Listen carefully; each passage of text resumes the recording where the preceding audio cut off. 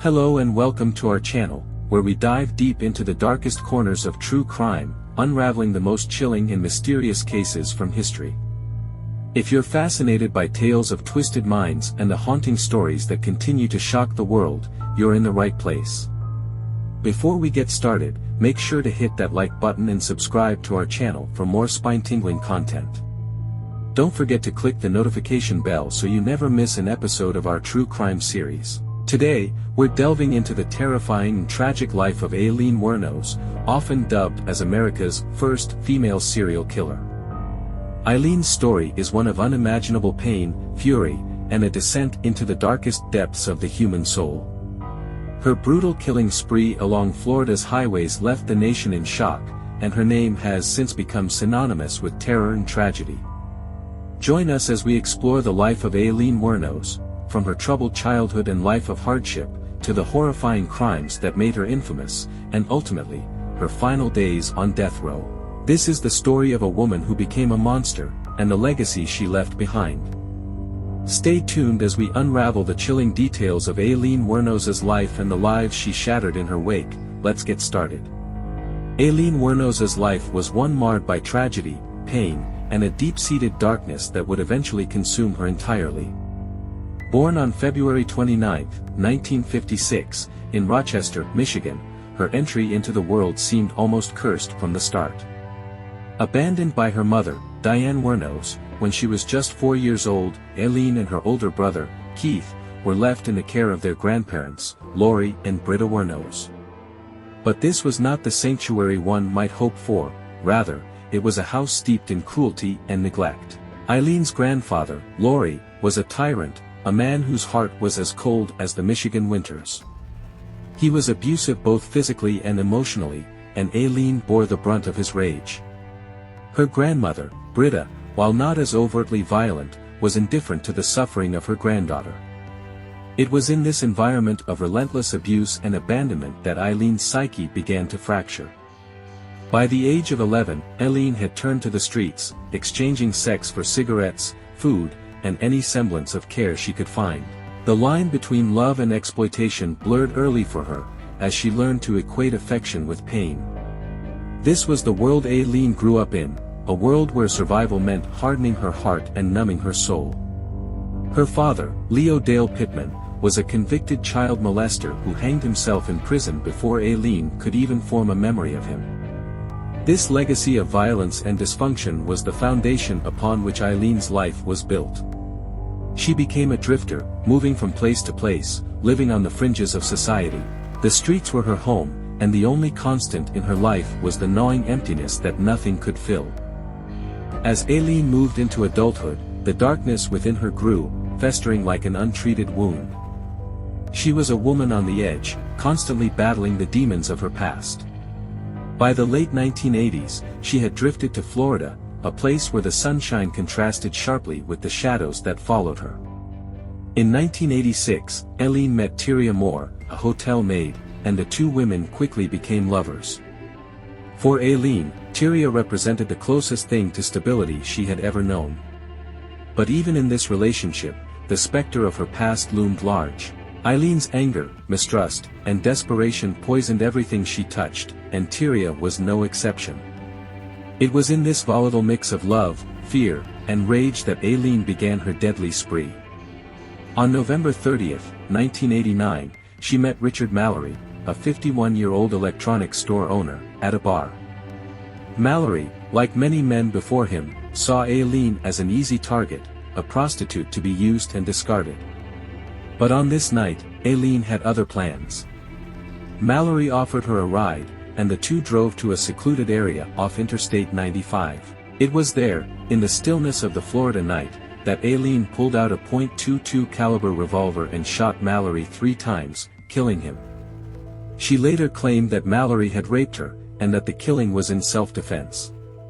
Whether this was true or a fabrication born of paranoia and rage, only Aileen knew for sure.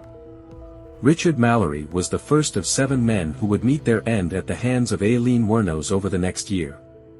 Each murder followed a similar pattern. Aileen would lure the men with the promise of sex, only to shoot them at point-blank range. She would then rob them, taking whatever money or valuables she could find, and leave their bodies in the woods, on the side of the road, or in their abandoned vehicles.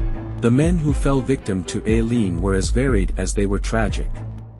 David Spears, a 43-year-old construction worker, was found naked and shot 6 times with a .22 caliber pistol along Highway 19 in Citrus County. Charles Carskadden, a 40-year-old part-time rodeo worker, was shot 9 times in Pasco County, his body left to decompose in the Florida heat. Peter Seams, a 65-year-old retired merchant seaman, met Aileen while driving from Jupiter, Florida, to Arkansas. His car was found in Orange Springs, Florida, but Seams himself was never located. His disappearance remains a mystery to this day, his fate lost to the swamps and wilds of Florida.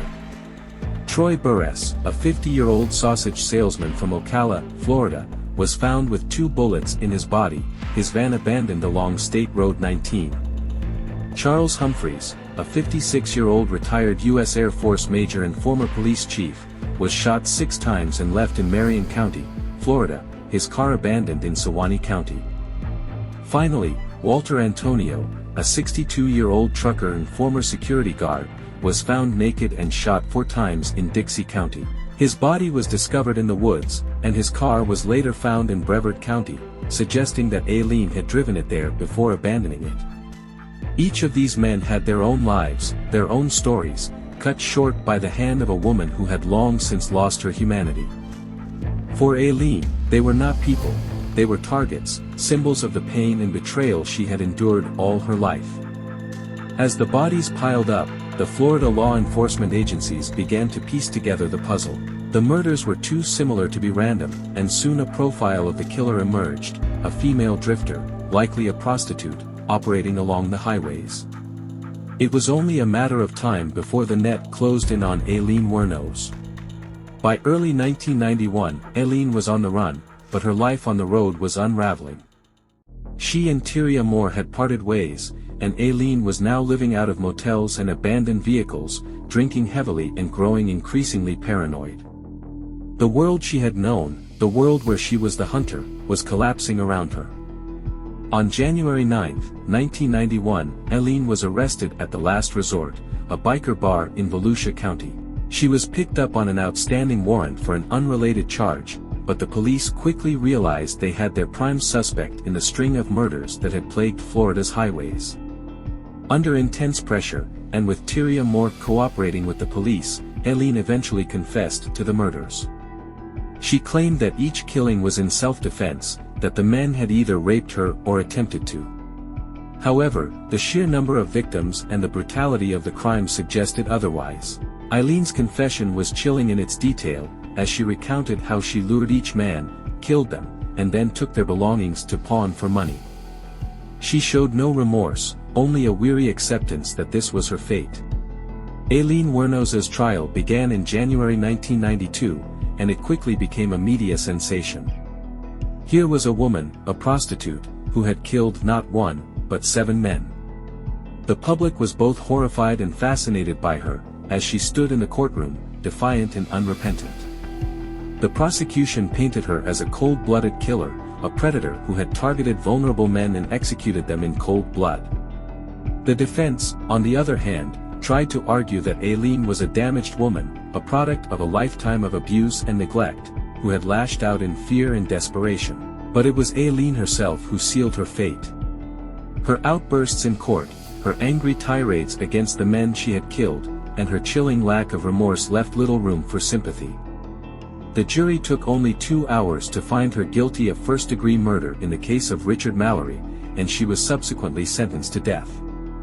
In the months that followed, Aileen was convicted of 5 more murders and sentenced to death for each one. Throughout the trials, she became increasingly unhinged, her mental state deteriorating rapidly. She claimed that the police knew about the murders long before her capture and had allowed them to happen so they could profit from her eventual arrest. She spoke of conspiracies, of voices in her head, and of a desire to die. Aileen Wuornos spent more than a decade on death row, during which time she became a symbol of both the horrors of her crimes and the failings of the justice system. She gave several interviews, each more bizarre and unsettling than the last, as her mental state continued to decline. In 2001, Aileen petitioned the court to allow her execution to proceed, stating that she was tired of life and that she wanted to die. Her request was granted, and on October 9, 2002, she was executed by lethal injection at Florida State Prison. Her final words were as chilling as her crimes: "I'd just like to say I'm sailing with the Rock, and I'll be back like Independence Day, with Jesus June 6th. Like the movie, Big Mother Ship and all, I'll be back." Aileen Wuornos' life and crimes remain a dark chapter in the annals of American criminal history. She was a woman shaped by violence, driven by rage, and ultimately consumed by the darkness within her. The story of Aileen Wuornos is a tragic and haunting reminder of how a life marred by pain, abuse, and neglect can spiral into darkness. Aileen's descent into madness was not just the result of her own inner demons, but also a reflection of the societal failures that allowed her to fall through the cracks. Her victims, 7 men who crossed paths with her on desolate Florida highways, paid the ultimate price for her fury, their lives cut short in brutal and senseless acts of violence. For the families of Richard Mallory, David Spears, Charles Carskadden, Peter Seams, Troy Burress, Charles Humphreys, and Walter Antonio, the pain of their loss is a scar that time may dull but never fully heal. These men, who were fathers, brothers, and sons, met their end in a way that was as tragic as it was inexplicable. They were not just names in a case file, but individuals with stories of their own, stories that ended too soon. In the end, Aileen Wuornos became both a victim and a villain, a figure whose life and crimes force us to confront the darker aspects of humanity. Her execution may have closed the chapter on her life, but the shadows of her actions linger, a grim reminder of what happens when the darkness within is allowed to take control. The lives lost cannot be returned, and the fear and sorrow left in the wake of her killings serve as a testament to the profound impact of unchecked anger and despair.